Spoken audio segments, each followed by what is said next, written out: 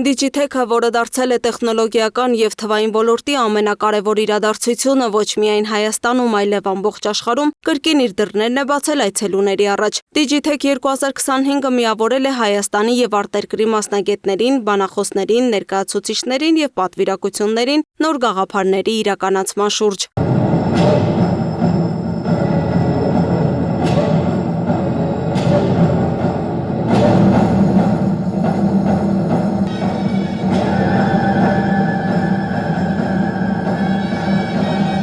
Երևանի քաղաքապետ Տիգրան Ավինյանը հայտարարեց, որ Երևանն այս տարի հյուրընկալում է Digitech տեխնոլոգիական համաժողովը որպես քաղաք, որն արդեն կառուցում է սեփական թվային ապագան։ Նրա խոսքով Digitech-ը միավորում է պետական, մասնավոր և միջազգային գործընկերներին, ինչը նոր հնարավորություններ է ստեղծում Հայաստանի տեխնոլոգիական էկոհամակարգի զարգացման համար։ Մեր ներգրավվածությունն այս տարի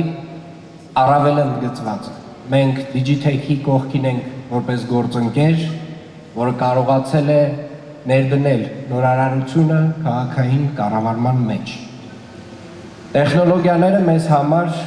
գործիք են, քաղաքը դարձնելու ավելի արդյունավետ, ավելի կանաչ, ավելի մարդակենտրոն։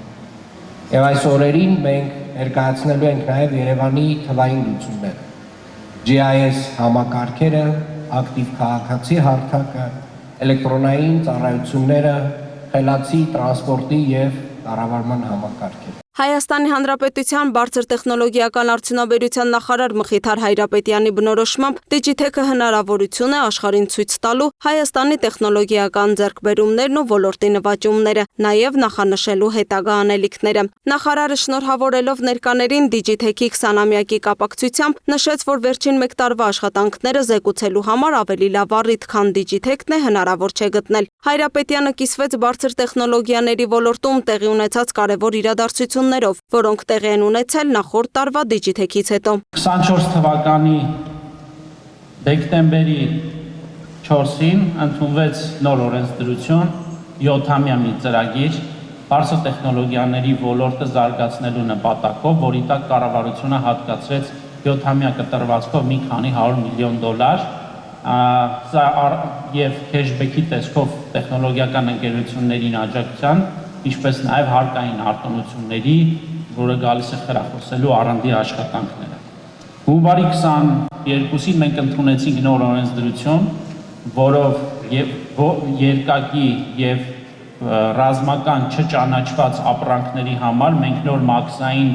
բարելավում իրականացրինք, փորձելով օգնել ինժեներական ընկերություններին էլ ավելի արագ կազմակերպել մատակարարումը։ Մենք ներկայացնում ենք Ծիրան տեխնոլոգիական դպրոցը, որը ժամանակակից նորարարական դպրոց է, որտեղ պատանիները, մեծահասակները սովորում են